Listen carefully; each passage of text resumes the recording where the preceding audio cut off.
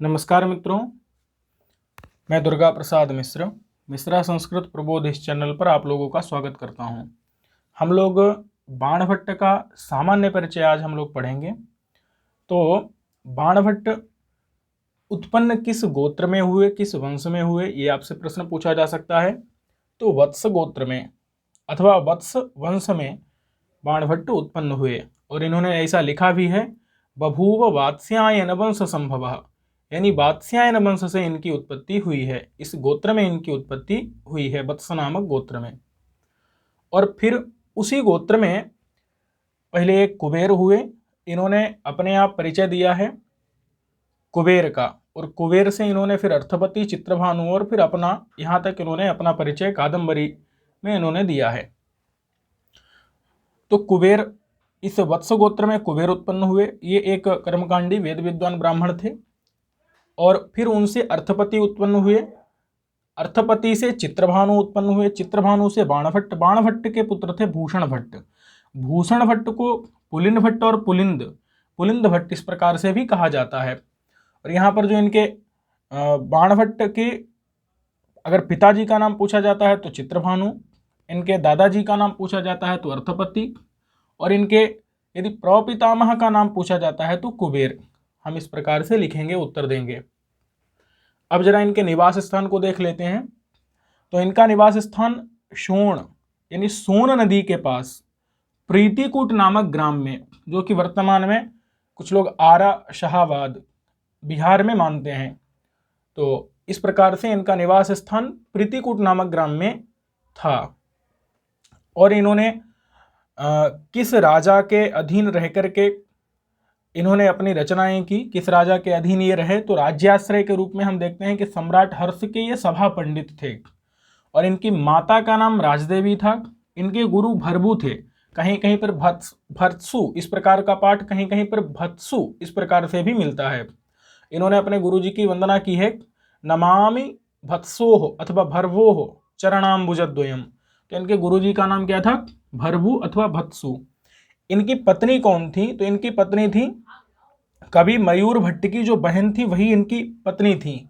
और एक बार ये अपनी पत्नी को मना रहे थे, तो मनाते हुए इन्होंने 3 चरण लिखे और चौथा चरण ये नहीं लिख पा रहे थे। तो मयूर भट्ट ने उस चौथे चरण को सुनकर के जब पूर्ति किया, तो इस वजह से उनकी बहन गुस्सा हो गई, और गुस्सा होने से उन्होंने मयूर भट्ट को श्राप दे दिया कि आप कुष्ठ रोगी हो जाइए, ऐसा करके कुष्ठ रोगी हो जा, ऐसा करके साप दे दिया। फिर उन्होंने साप से उस अनर्थ का निवारण करने के लिए मयूर भट्ट ने सूर्य की आराधना की और सूर्य शतकम लिखा।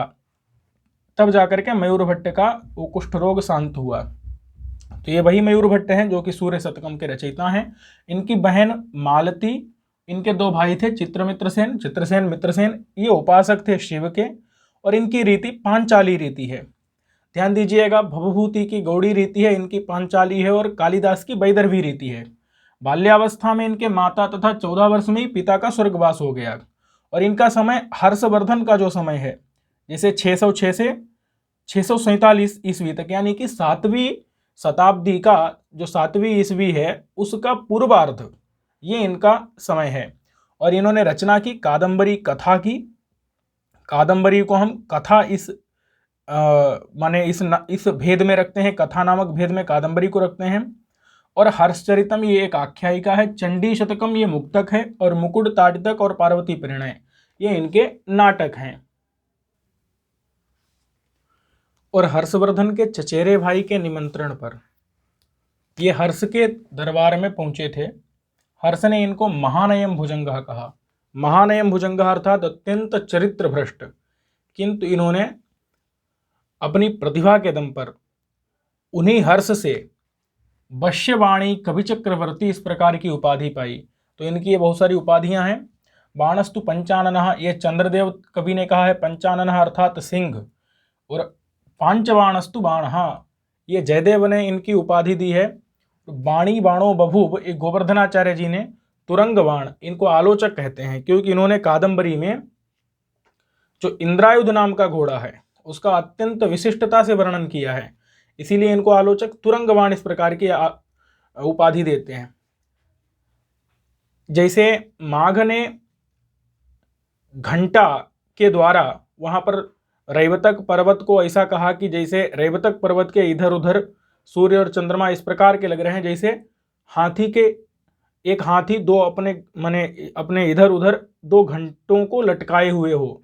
तो वहां पर इस निदर्शना के द्वारा अत्यंत मनोहारी चित्र माघ ने उपस्थित किया, इसलिए माघ को घंटा माघ इस प्रकार की उपाधि देते हैं। ऐसे यहाँ पर भी घोड़े का विशिष्टता से वर्णन करने के कारण आलोचकों ने इनको तुरंगवाण इस प्रकार की उपाधि दी। और कादंबरी रसज्ञानाम आहारोपि न रोचते, अर्थात कादंबरी के रस को जो लोग जान लेते हैं, कादंबरी के रस को लेने वाले लोग, उनको आहार भी अच्छा नहीं लगता। ये किसी अज्ञात व्यक्ति की ये उक्ति है। यादृक् गद्य विधौ बाणः पद्यबंधेपि तादृशः, जिस प्रकार से गद्य विधि में बाण है उसी प्रकार से पद्य को भी रचने में बाण समर्थ हैं, इस प्रकार की उक्ति भोज की है। ऐसे बहुत सारी उक्तियां बाण के विषय में कवियों के द्वारा कही गई हैं। जैसे धर्मदास सूरी ने विदग्ध मुख मंडन इस ग्रंथ में बाण के लिए कहा कि बाणी बाणस्य मधुरशीलस्य, इस प्रकार की उक्ति है, क्योंकि वो पूरा श्लोक ऐसा है, रुचिरस्वर वर्ण पदा रसभावती जगन मनोहरति तत्किम तरुणी नहीं नहीं बाणी बाणस्य मधुरशीलस्य, अर्थात रुचिर स्वर वर्ण पद से युक्त, रस और भाव से युक्त जो जगत के मन को हरण करने वाली है, क्या वह तरुणी है? तो कह रहे हैं कि नहीं नहीं, वह मधुरशीलस्य मधुर स्वभावस्य बाणस्य बाणी। इस प्रकार से बहुत सारी उक्तियां, जैसे त्रिविक्रम भट्ट ने नलचंपू में कहा है कि धनुषेव गुणाढ़्येन निस्सेषो रंजितो जनः, तो वहां पर सस्वद बाण द्वितीयेन नमदाकार धारिणा, वहां बाण शब्द जो है श्लिष्ट है। बाण का अर्थ बाण भट्ट कवि भी है और बाण माने जो सर वो बाण भी है। और कविराज ने भी लिखा है कि सुबंधुर बाण भट्टश्च कविराज इति त्रयः वक्रोक्ति मार्ग निपुणाश्च चतुर्थो विद्यते नवा।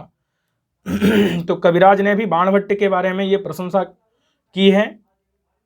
ऐसे बहुत सारे इनके जो प्रशंसक थे उन्होंने बहुत सारी उपाधियां इनके लिए बोली हैं।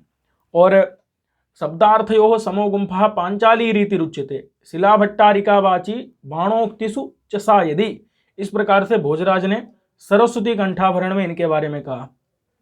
भूषण भट्ट की भी एक उक्ति है, कादंबरी रसभरेण समस्त एव मत्तो न किंचिदपि चेतयते जनोयम। इस प्रकार से बहुत सारी उक्तियां इनके बारे में हैं। इनको पूछा जा सकता है कि ये उक्ति किसके बारे में है अथवा ये उक्ति किसने कही है, तो हमको कुछ सूक्तियों को ध्यान रखना चाहिए। और इसके साथ ही ये वीडियो हम यहीं पर समाप्त करते हैं। आप डिस्क्रिप्शन में दिए गए लिंक से टेलीग्राम चैनल को अवश्य ज्वाइन कर लें, वहाँ पर आपको अत्यंत उपयोगी वस्तुएं मिलती रहेंगी। नमस्कार।